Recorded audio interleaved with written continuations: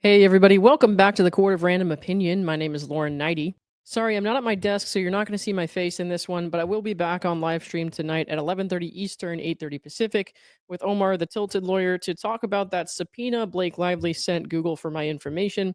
I'll put a link in the comments down below if you want to go and check that out at 11:30. But there was just an emergent hearing held regarding Blake Lively's deposition in the Justin Baldoni versus Blake Lively case. Attorneys for Jed Wallace and Street Relations Incorporated were there as well.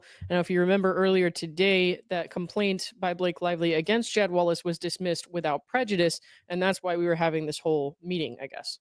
Now, I actually missed the beginning of this because I didn't even know it was happening, but there's this guy, Inner City Press, on Twitter.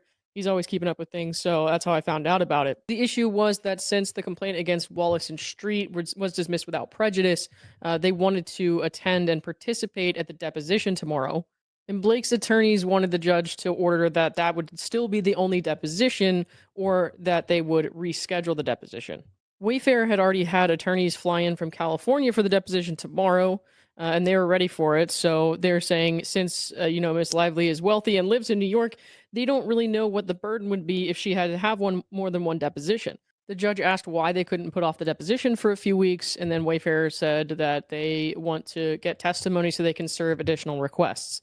Jed's lawyer said he wanted to attend the deposition tomorrow and then also notice another deposition if they had more questions later.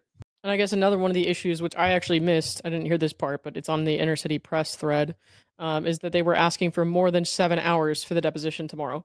So the judge told them to talk and figure out if something can be filed tonight by Blake's attorneys to get Jed back into the case. And they were saying it would be like a placeholder complaint. I don't totally understand what that means. I'm not going to lie to you, but I'll definitely ask Omar when we're on the stream tonight.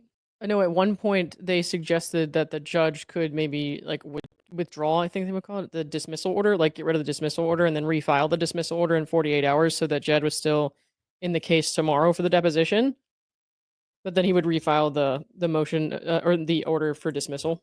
So what the judge ended up doing was giving them leave to file an amended complaint and then saying you can do another complaint by the end of July.